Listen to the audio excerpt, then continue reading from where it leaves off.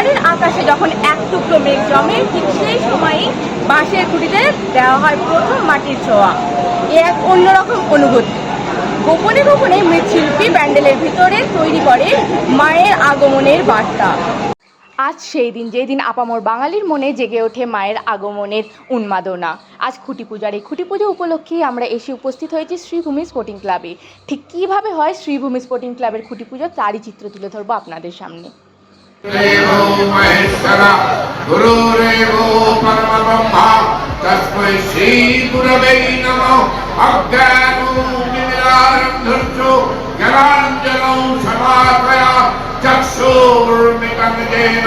तस्मै श्री गुरवे नमः।